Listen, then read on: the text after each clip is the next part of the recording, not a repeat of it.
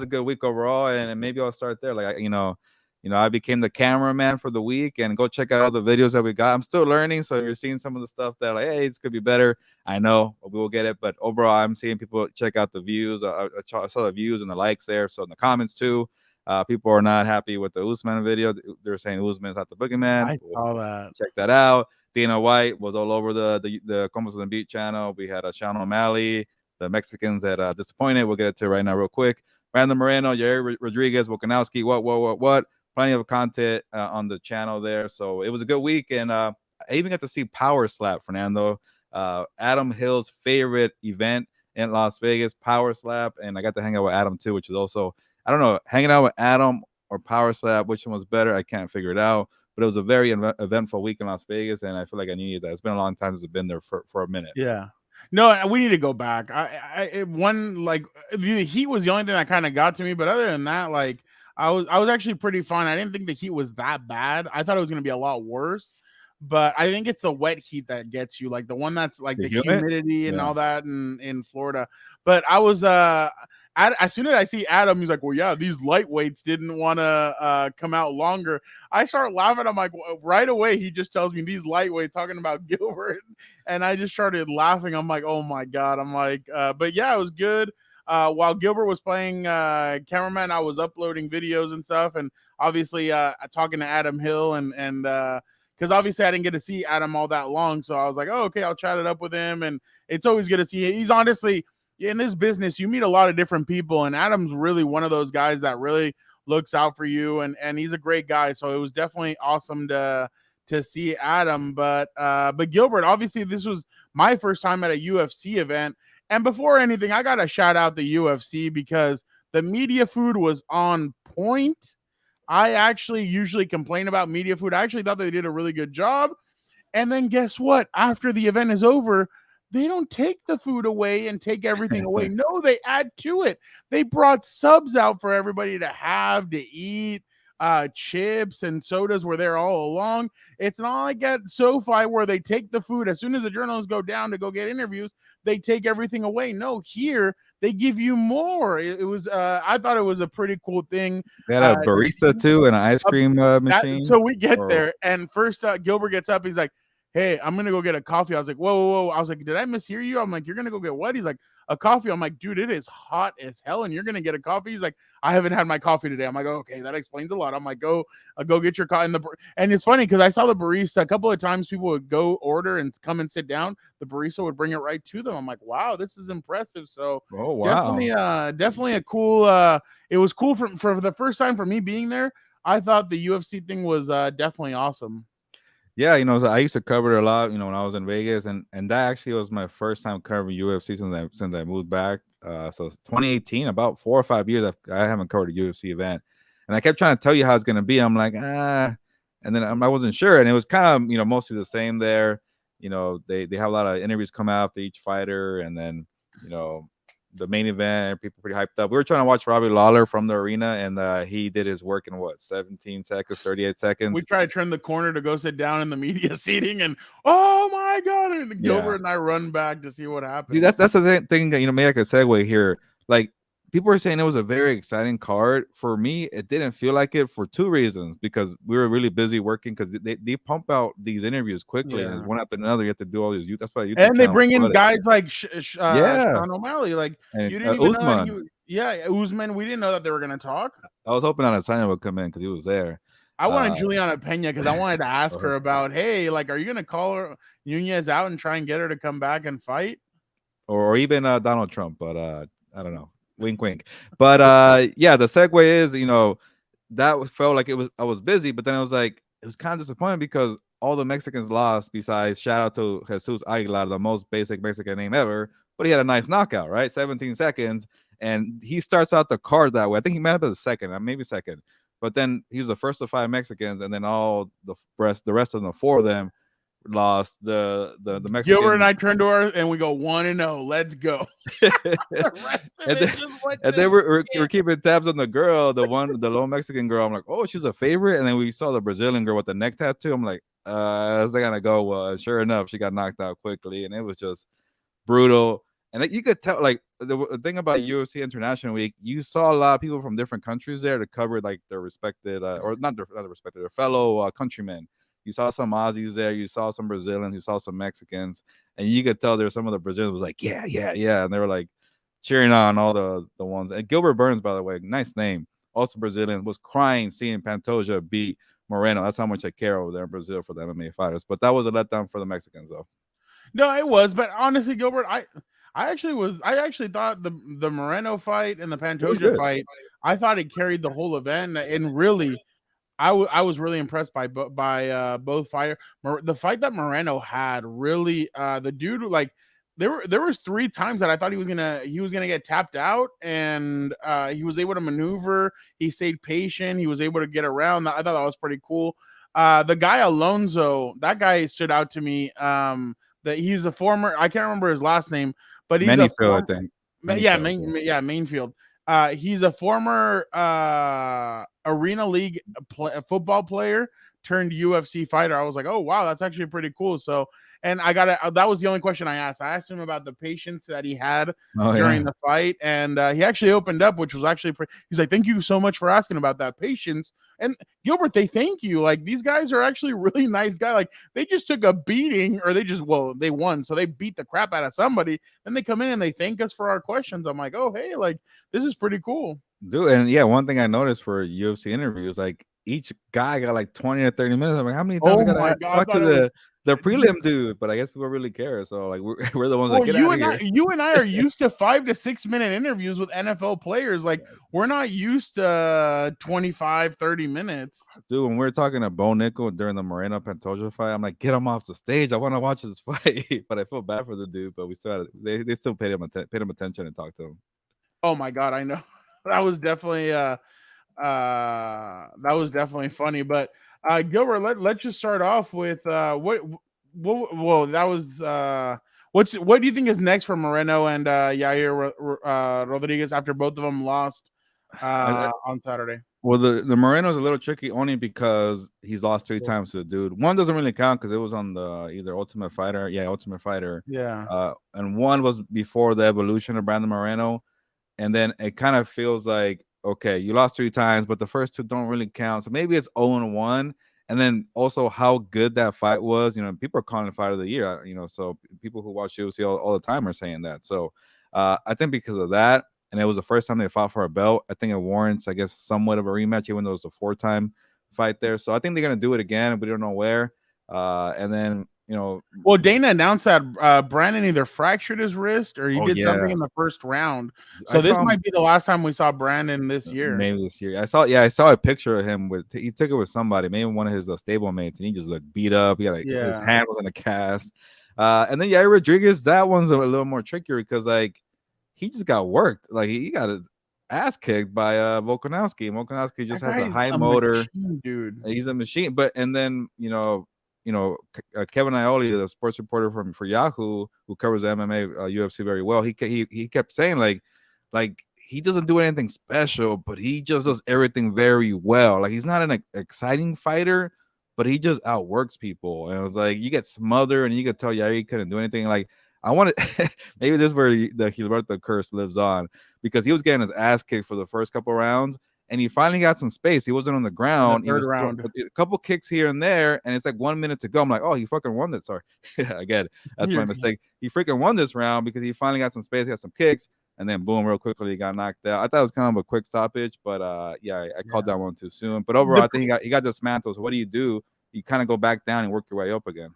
The crazy part is that Volkanovski was taking all these kicks. Like there was one kick that he just ate it, and I was like, oh, okay. And he just looks at him and goes, that's one thing that he said though that he needs to work on, that he can't keep on that he keeps on kind of taunting his opponent during the fight. He's like, I kind of got to stop doing that because there's times where these guys are giving me good licks, and I'm just like, nope. I think he said it in the press conference that he kind of wants to stop doing that as much because he feels like that's gonna come back and bite him in the ass one day. But and then Gilbert sat in front of Jamal Murray after the press conference. Jamal Murray was sitting right behind him, and I thought that was pretty cool. He was with Volkanovski the whole night, So it was pretty cool to see that happen. But Yeah, sorry I didn't turn around and ask him to jump on the podcast, but he was right I behind did. me. You know what's funny? Adam even asked because Adam and I were sitting together. Gilbert was sitting somewhere else, and Adam goes, "What would you have done if that was you?" I was like, "Pfft." I would have turned around and been like, I would have been like, "Hey," I'm like, "You have hardware, he has hardware. You guys are the perfect duo." And then he might have chuckled or said something. And then I would have been like, "Hey, so I got this podcast. We'd love to have you on. What do you think?" And Adam starts laughing, and he's like, "You would do something like that." I'm like, "Hey," I'm sure he'd get a chuckle out of it. And if he said no, he said no, like whatever. And then he's like, "You're not scared of rejection, are you?" I was like, "Sir," I was like, "rejection has kicked me in the face so many times. What's another person doing it?" And he just starts laughing. Have you seen So those it was definitely TikToks funny. where some dude gets told by his buddy or his compa, like, go shoot your shot. What's the worst that could happen? And then he goes to talk to the girl. She says no, and then like he like falls or something, or like the girl says you're freaking hideous. Like the worst could happen. That's the way I think, but you don't really think like that. No, I mean, el no ya lo tengo. I'm gonna go get the yes. So why not? But you already said that you thought that this might not be the best UFC card of the year. Is that kind of where you're going with it so well, far? Because I mean, well, the UFC 290, the one in Salt Lake City, that one's stacked too. yeah. So I know Moreno and Pantoja were really carrying the card. You know what it was? Maybe I saw the stat though, the quick knockouts, because Yeah. like you wanted to kind of develop into a good knockout, not like, oh, that's it, 30 seconds. And like maybe that's what I also didn't like was the stalling for the next fight, because they had to make time. With the first knockout was 17 seconds. That was the first time in UFC history there was 4 knockouts under 30, or no, under a minute. Robbie Lawler, by the way, was another story, good story. 38 seconds, Boneco 38 seconds, Aguilar 17, and then the Brazilian girl who bit the Mexican was 20 20. seconds there. Yeah. So they made it quick, and then it was kind of boring. And then, but yeah, Moreno Pantoja saved it. And then the main event was also boring because it was not competitive. And I felt like you needed like a Conor McGregor or Nate Diaz for this card. But again, it's still halfway through the year. But I did like the Robbie Lawler moment that he retired. And by one of my favorite fights that I covered in person, maybe the second one in Vegas. The first one I ever did in UFC was McGregor versus Jose Aldo. Oh Whatever that wow. was. That was maybe like 13 seconds, I think it was. That's when he won the second belt, right? No, that was when he won the first, but that's when like First he belt. finally Okay. became a champion. Okay. And Yeah. Yeah. I was lucky to be in Las Vegas during that rise of McGregor. Like that was when he really got to the top, and then he became the superstar. And Gilbert has then a sick ass poster of I think is it McGregor yes, it's Mayweather? somewhere in here. I gotta put it. Yeah, Yeah. McGregor Mayweather. But then the second fight that I ever covered at the MGM Grand, I got to sit in pretty much cage side my first time. I was like, this is pretty cool. And it was Robbie Lawler against Carlos Condon, 5-round war, man. And that's when I really learned about the legend of Robbie Lawler. This guy's a monster. But then he had that crazy quick knockout against Nico Price. He was an underdog in 38 seconds. That it felt kind of like, did this guy do like a Brett Favre, Michael Strahan? Like he just kind of fell over for the sack. That was a little suspicious to me, but I'm like, I'll believe it. Lawler's because he hasn't had a first round knockout in Yeah. 10 years. So I'm like, Yeah. Yeah. that Yeah. was They weird. said that. Yeah. But there was I love the knockouts. It was good storylines. To me, I'm being a little harsh on this card though. You know what I thought was funny? When Dana White was asked, "Hey, this is the first time that you guys celebrate somebody's retirement. Like that was pretty cool. That you guys had a video montage." Well, yeah, we still had 20 minutes to go on ABC. Like obviously we had to cover it with something. And he's like, "Can you imagine?" I thought that was hilarious because I thought so. Like Dan and Dago messaged me. He's like, "Dude, has this even started? Like, what's going on?" Because there was a long time between Robbie Lawler's victory Yeah, and the main pay-per-view. card starting for like it was a good 30-40 minutes of just like hype up videos and this and that. And he asked me, am I watching the correct thing? I was like, yeah, dude. I was like, nothing has started. He's like, oh wow, okay. So definitely interesting. But Gilbert, should Mexican fans expect more from the UFC and their fighters after what happened on Saturday night?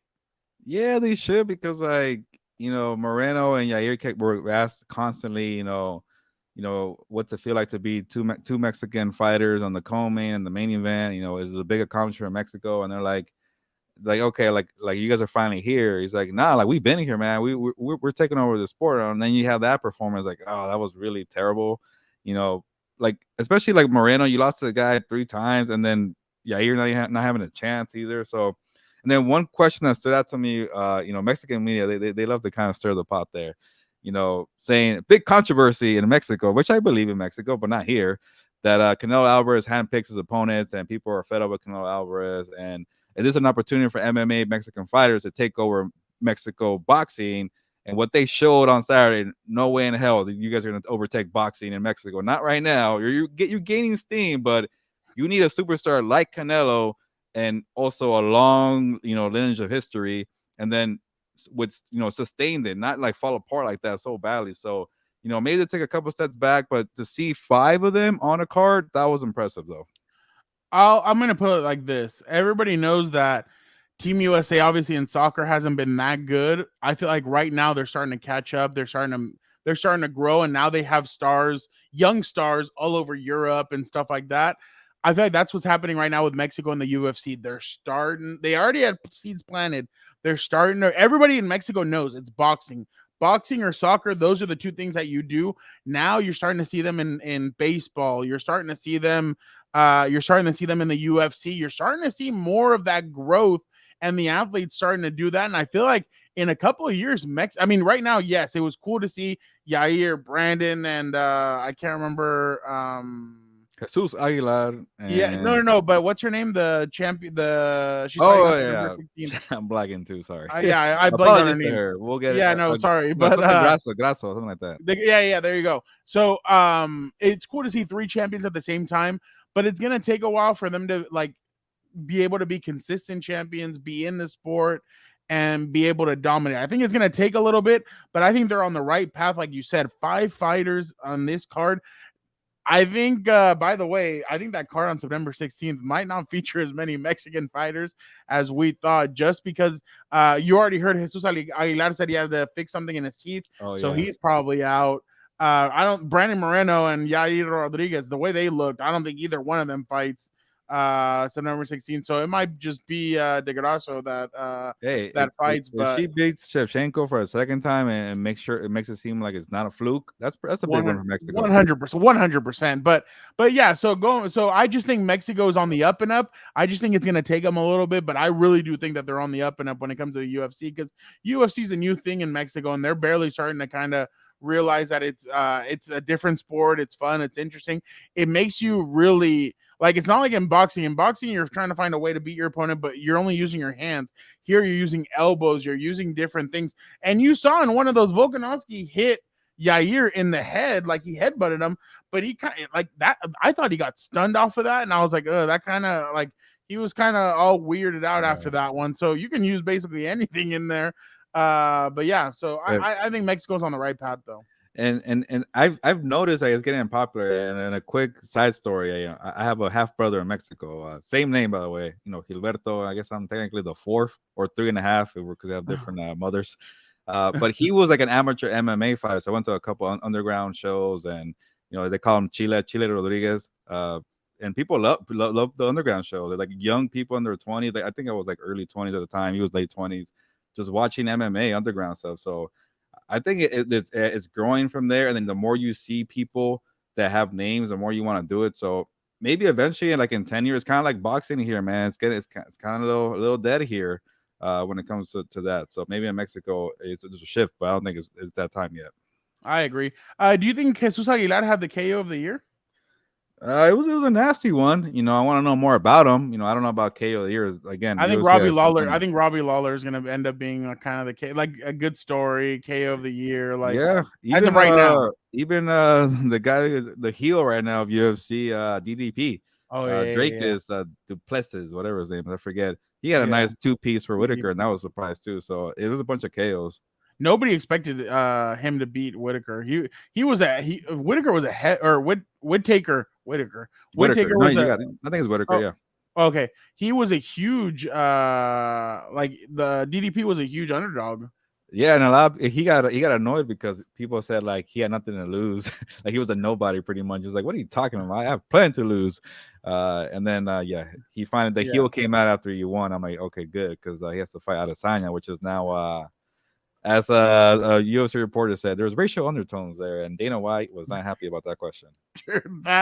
His answer there, and I said, I just chuckled because we're not used to that. We're not used to guys going up there and throwing out F-bombs and this and that and calling guys scumbag. Well, because of Dan and Diego, we're used to scumbag, but I mean, Everywhere else, we're not really used to it. So is it a I was bad thing when he said scumbag? I thought about Adam Hill right away.